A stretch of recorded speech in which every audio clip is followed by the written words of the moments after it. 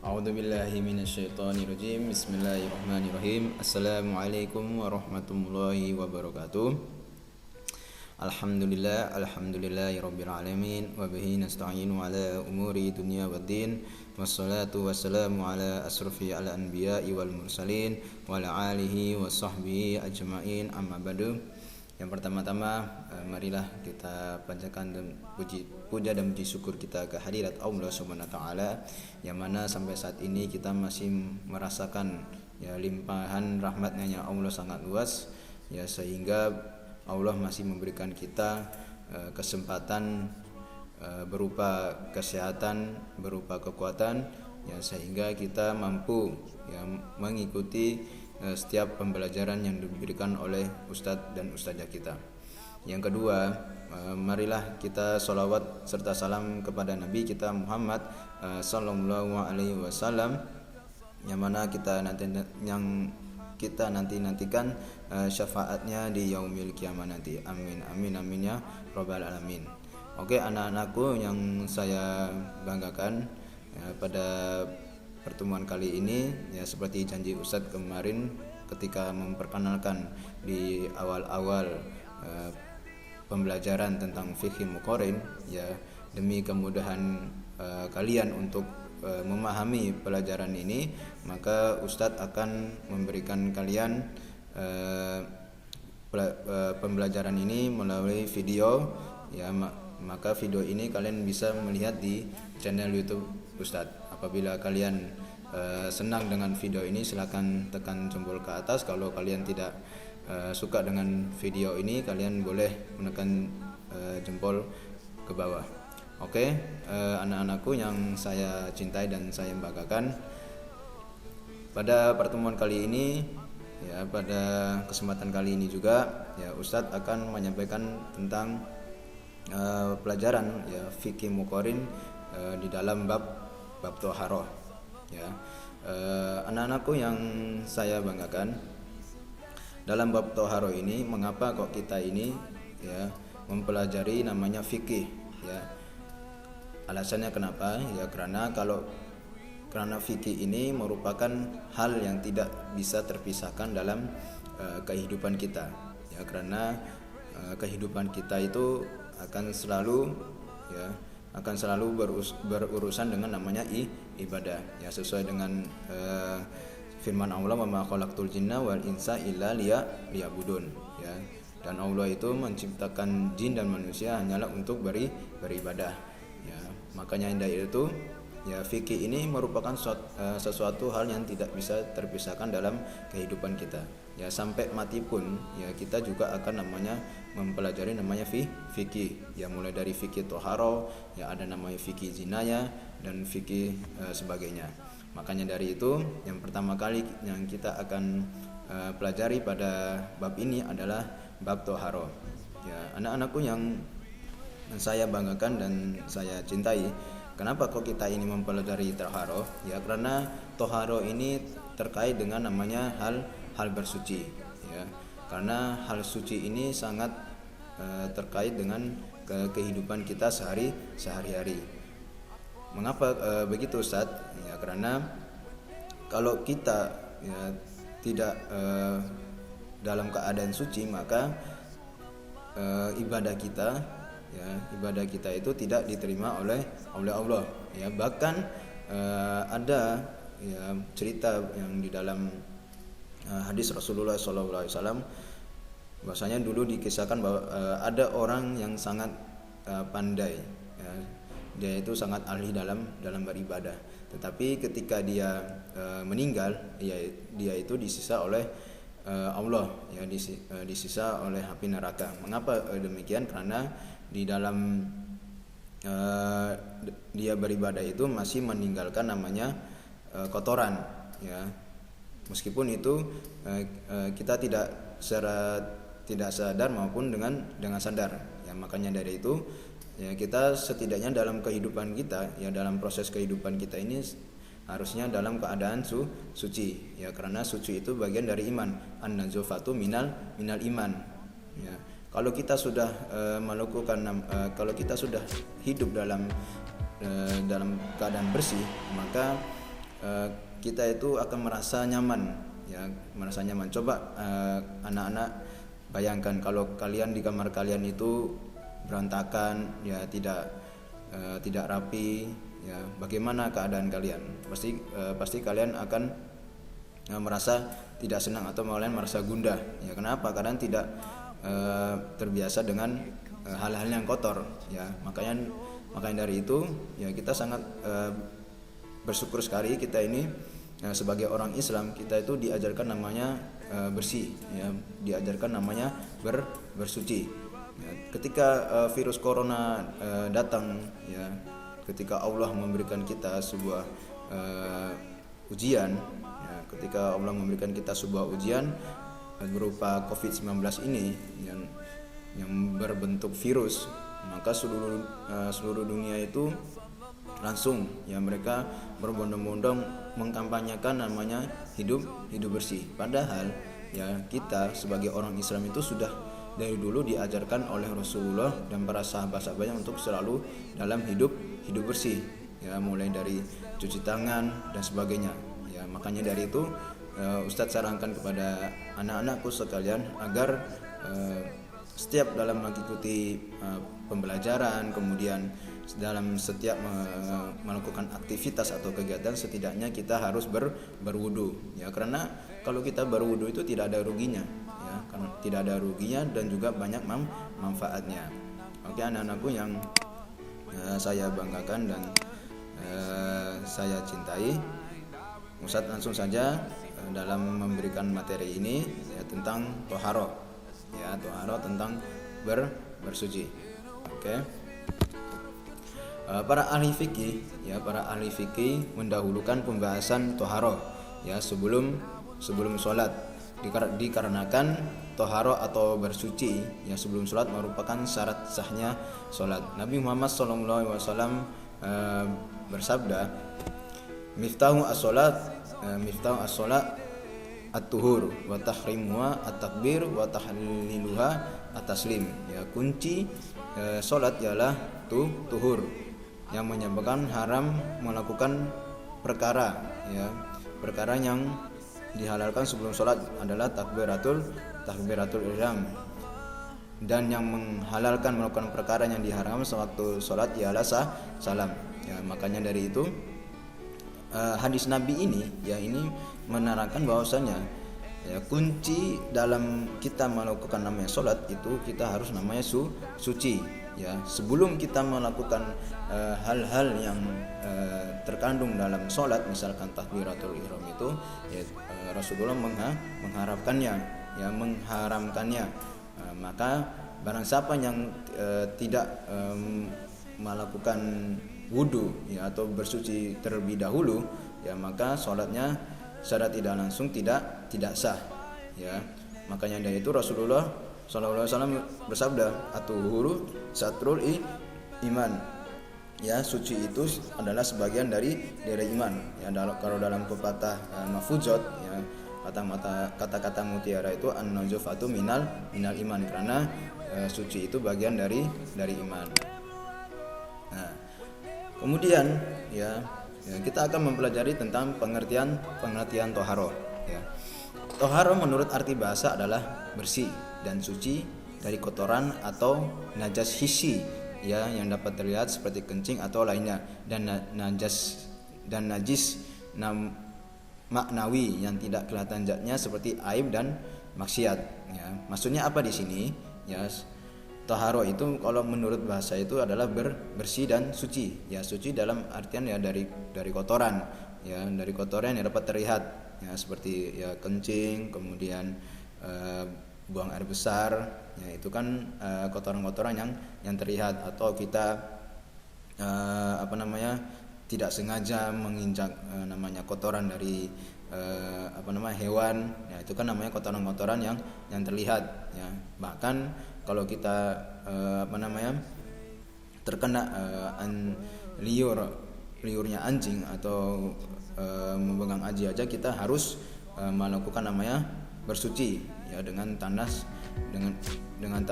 kemudian mengusapkannya sebanyak 7 kali, ya. Ya, kemudian ada namanya najis manawi yang tidak kelihatan zatnya, ya seperti aib dan maksiat kita. Nah, seperti itu. Kemudian toharoh menurut istilah bersih dari najis, baik najis hakiki yaitu khabats, ya kotoran, atau najis hukmi, ya, yaitu hadas. Ya. Habats ialah sesuatu yang kotor menurut syara. Adapun ya hadas ialah sifat syara yang melekat pada anggota tubuh dan dapat dihilangkan dengan toharo. Ya. Jadi habats itu adalah sesuatu yang kotor ya menurut syara.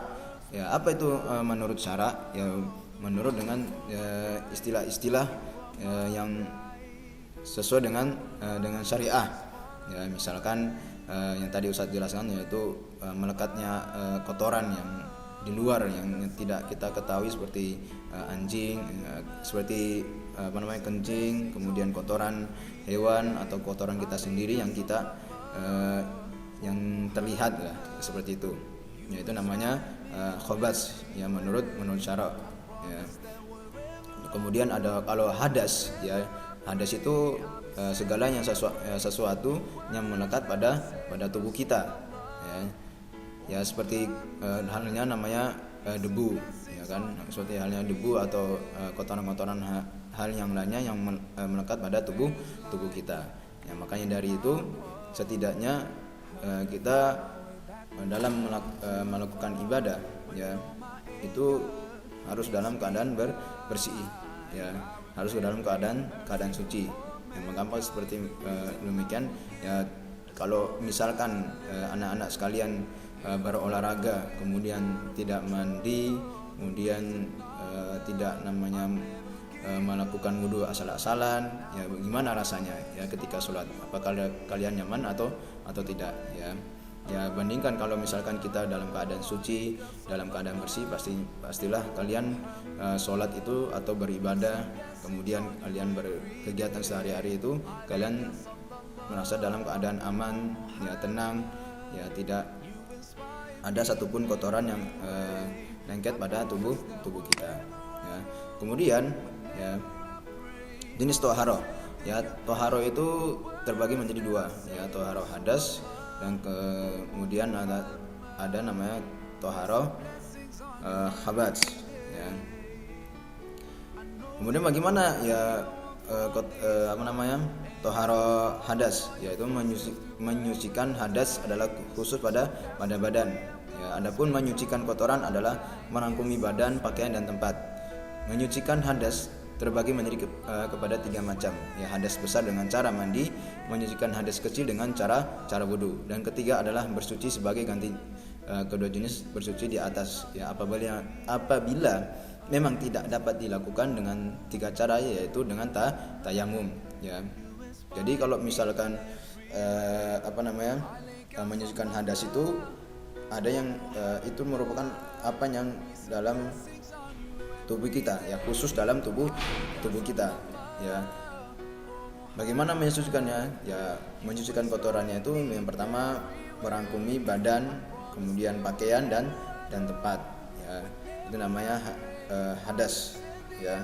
Karena hadas itu yang pastinya kita harus mencucikan badan kita, ya badan. Misalkan kita terkena contoh ya seperti tadi air liur anjing, ya kemudian yang tidak sengaja kemudian terkena pakaian kita, ya dan tempat.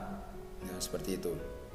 Mensucikan hadas terbagi menjadi 3 macam juga. Ya hadas besar dengan cara mandi. Ya apa itu hadas besar? Ya seperti mimpi basah. Ya apabila kalian mimpi basah, setidaknya kalian harus mandi besar. Ya. Kemudian kalau dalam melakukan mandi besar itu kan harus memenuhi dengan syarat-syaratnya. Ya ada namanya syarat-syaratnya, kemudian ada rukun-rukunnya, ya bagaimana kita harus mengerjakan dalam mandi besar. Kemudian hadas kecil. Ya hadas kecil itu ketika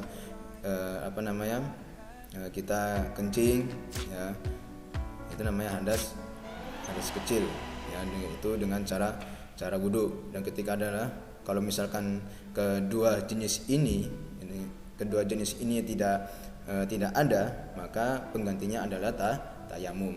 Ya, nanti tayamum nanti kita bicarakan di materi selanjutnya. Kemudian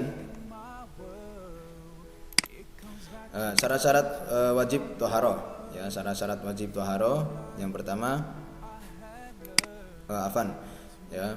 Kemudian menyucikan kotoran khabas juga dilakukan dengan 3 cara, yaitu membasuh, mengusap dan memercikan. Ya, membasuh, mengusap ya, kemudian memercikan. Ya, misalkan kita berwudu ya, itu namanya membasuh ya, kemudian mengusap, dan yang ketiga adalah memercikan ya, seperti kalau kita baju kita yaitu terkena air seni bayi ya, bayi yang masih menyusui ya, menyusui ataupun dia itu belum balik ya, maka kita memercikan ya dengan air ya, cukup dengan air, maka hal itu dapat mensucikan. Tetapi kalau misalkan kita masih ragu dengan hal tersebut ya, maka dianjurkan untuk mengganti pakaian, atau kita membersihkan dengan badan kita secara keseluruhan ya, karena kemarin kan anak-anak sekalian sudah mempelajari usul fiqh ya, namanya al-yaqinu la yajalu bisaka ya, namanya keyakinan itu tidak selamanya itu masih ada namanya keraguan ya, seperti itu. Kemudian ya, syarat-syarat wajib toharoh yang pertama adalah Islam ya. Yang pertama adalah Islam ya. Banyak yang mengatakan bahwasannya kenapa kau harus beragama Islam terlebih dahulu ya. Ada pendapat yang mengatakan bahwasannya syarat pertama ialah sampainya dakwah Islam kepada orang bersekutu berdasarkan namanya dengan toharoh ya.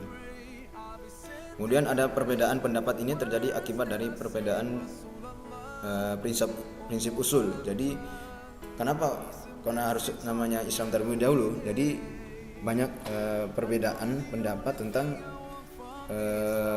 kenapa kita harus Islam ya. Padahal kalau orang-orang non muslim juga harus namanya bersuci ya.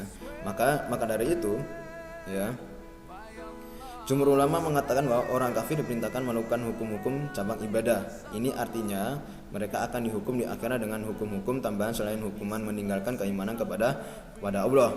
Ya, oleh sebab itu dua hukuman, yaitu hukuman karena tidak beriman dan juga hukuman karena meninggalkan hukum-hukum cabang agama. Ya, makanya dari itu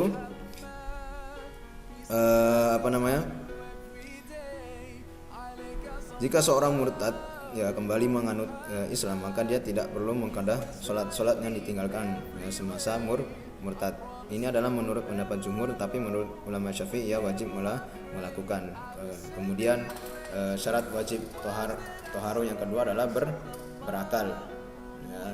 Toharo tidak diwajibkan bagi orang gila dan orang pingsan, kecuali jika mereka sudah siuman ketika waktu sholat masih ada akal. Adapun orang yang mabuk tetap diwajibkan untuk bertoharo.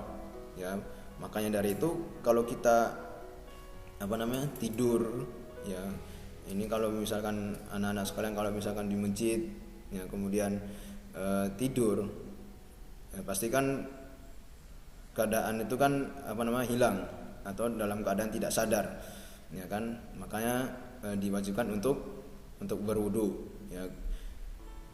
Dengan itu kalau kita berwudu maka kesadaran kita kembali ya, seperti halnya ketika kalian bangun sholat subuh ya kan, namanya kalian kalau bangun sholat subuh kan harus dipaksakan ya kan. Kalau tidak dipaksakan maka kebiasaan kalian itu akan semakin lama itu akan berkembang gitu loh ya, seperti itu. Kemudian balik ya, Tanda balik ada 5, ya, yaitu mimpi, tumbuh bulu, datang haid, ya, mengandung, mencapai umur 15 tahun, ya. Ada pendapat yang mengatakan 17 tahun, Abu Hanifah mengatakan umur balik adalah 18 tahun. Oleh sebab itu, anak-anak tidak wajib toharoh. Apabila anak-anak itu telah sampai umur, ya, 7 tahun, hendaklah mereka disuruh melakukan toharoh. Apabila umur mereka mencapai 10 tahun, hendaklah mereka dipukul, ya, jika tidak mau namanya bertoharoh, ya kan. Apabila seorang anak sedang mendirikan sholat, ya, kemudian dia menjadi balik dalam waktu sholat yang masih tersisa atau dalam masa sholat itu, maka menurut ulama mazhab Maliki, ya, dia harus mengulangi toharoh dan sholatnya. Tetapi menurut Imam Syafi'i, anak tersebut tidak diwajibkan untuk toharoh. Nah, ini ada dua pendapat, ya, dalam hal balik. Ya, kemudian yang keempat, berhentinya darah haid dan nifas. Kemudian masuknya waktu. Ya, waktu apa? Namanya waktu sholat. Ya, namanya kita melakukan namanya sholat. Udah tiba waktunya sholat, maka wajib bagi kita untuk bertoharoh atau bersuci. Ya, seperti itu. Tidak tidur, ya, tidak tidur. Kemudian tidak lupa, tidak dipaksa. Dan yang kesembilan adalah ada air atau debu yang suci, ya. Nah, di sini diterangkan bahwasanya apabila kedua benda ini tidak ada, maka seseorang itu harus mendirikan sholat dan mengqadanya. Setelah mendapati air atau debu, ada pendapat yang mengatakan bahwa ia tidak perlu mengqadha, dan ada pula pendapat yang mengatakan bahwa ia tidak perlu sholat tetapi wajib mengqadhanya. Nah, perkara ini akan dibincangkan secara terperinci dalam pembahasan mengenai tayamum. Dan yang terakhir adalah mampu melakukan toharoh sesuai kemampuan kita, ya. Makanya dari itu Allah itu memberikan kita keringanan apabila salah satu anggota tubuh kita sakit dan tidak boleh terkena namanya air, maka itu diperbolehkan, ya, karena ya sesuai dengan kemampuan kita. Ya, makanya dari itu Allah itu sangat murah sekali, ya, memberikan kemudahan bagi hamba-hambanya, ya, dalam melakukan, ya, ibadah kepada Allah. Nah, tadi ada beberapa yang belum Ustaz jelaskan, yaitu tidak tidur. Nah, ini menurut pandangan para ulama, ya, menurut pandangan para mazhab, ya, imam-imam yang terdahulu, intinya apabila kita udah tidur, ya, setidaknya kita harus bertoharoh, ya, atau bersuci. Kemudian tidak lupa, ya. Nah, kadang-kadang tuh kita itu dalam waktu menunggu, ya, misalkan antara menunggu sholat di antara maghrib dan isya, itu kan pasti masih namanya menjaga namanya wudu, ya, masih namanya menjaga wudu. Terkadang, ya, kita lupa, kita nih tadi tuh menyentuh apa gitu, misalkan mohon maaf, ya, kemaluan secara tidak sadar, ya kan, kemudian atau terkena bagian-bagian yang lain, ya, seperti itu. Makanya kita jangan sampai lupa, kemudian, ya, tidak dipaksa. Nah, seperti itu. Oke, anak-anakku yang saya banggakan, cukup sekian pada pembelajaran kali ini, ya, cukup yang bisa Ustadz sampaikan. Mudah-mudahan apa yang disampaikan oleh Ustadz ini, ya, bermanfaat bagi kita semuanya. Mudah-mudahan anak-anak semuanya paham, ya, tentang mengenai toharoh, ya, tentang bab bersuci ini, karena namanya bersuci itu sangat melekat dalam kehidupan kita. Nah, kalau kita tidak dalam keadaan suci atau tidak dalam keadaan bersih, maka kayak bagian dari kehidupan kita tuh kayak tidak teratur, ya, tidak nyaman, ya, istilah kata seperti itulah. Oke, anak-anakku, ya, kalau misalkan kalian kurang jelas dengan penyampaian Ustadz lewat video ini, ya, maka kalian bisa bertanya langsung, ya, sama Ustadz. Ya, seperti itu. Oke. Cukup yang bisa Ustadz sampaikan. Wabillahi taufiq wal hidayah. Assalamualaikum warahmatullahi wabarakatuh. In my world, it comes back to your teachings and all your words.